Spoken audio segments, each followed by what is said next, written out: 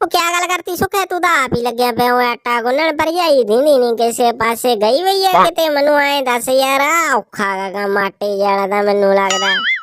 ਓਏ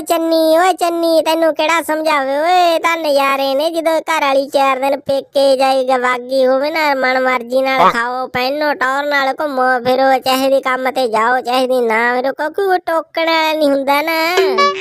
ਉਹ ਕਿਆ ਗੱਲ ਕਰਤੀ ਸੁਖਿਆ ਮੈਂ ਵੀ ਸੋਚਦਾ ਸੀ ਵੀ ਮੈਂ ਆਪਦੇ ਘਰ ਵਾਲੀ ਨੂੰ ਭੇਜਦਾ 4 ਦਿਨ ਪੇਕੇ ਉਹ ਤਾਂ ਜਾਂਦੀ ਨਹੀਂ ਕਰਦੀ ਬੜਾ ਮੈਂ 20 ਵਾਰੀ ਕਹਤਾ ਉਹਨੂੰ ਵੀ ਜਾਇਆ ਭਗਵਾਨ ਨੇ 2 ਦਿਨ ਲਾਇਆ ਤੂੰ ਵੀ ਉਹ ਤਾਂ ਜਮੀ ਨਹੀਂ ਮੰਨਦੀ। ਚੰਨੀ ਤੈਨੂੰ ਤਾਂ ਜਮੀ ਨਹੀਂ ਪਤਾ ਉਹ ਵੀ ਕਿਵੇਂ ਘਰ ਵਾਲੀਆਂ ਜਾਂਦੀਆਂ ਹੁੰਦੀਆਂ ਨੇ। ਮੇਰੀ ਗੱਲ ਸੁਣ ਮੈਂ 5-6 ਦਿਨ ਹੋ ਗਏ ਪੂਰਾ ਕਲੇਸ਼ ਕਰੀ ਜਾਂਦਾ ਅੱਕ ਕੇ ਅੱਜ 7ਵੇਂ ਦਿਨ ਵਾਗੀ ਮੈਂ ਵੀ ਤੈਨੂੰ ਐਂ ਕਹਿੰਦਾ ਵੀ ਜਾ ਕੇ ਤੂੰ ਚੱਕ ਲਾ ਮੈਂ ਕਹਿਣਾ ਕਲੇਸ਼ ਕਰ ਭਰਜਾਈ ਨਾਲ ਦੇਖੀ ਤੂੰ ਕੱਲ ਨਹੀਂ ਭੱਜੂ। ਉਹ ਕਿਆ ਗੱਲ ਕਰਤੀ ਸੁੱਕਿਆ ਐ ਵਗ ਜਾਂਦੀ ਹੈ ਮੇਰੀ ਗੱਲ ਸੁਣ ਲੈ ਮੈਂ ਲੜਤਾ ਪਾਉਂਗਾ ਕਿਤੇ ਐ ਨਾ ਹੋਵੇ ਜਾ ਕੇ ਪੱਕੀ ਬਈ ਉਹਦੇ ਮੁੜ ਕੇ ਆਵੀ ਨਾ।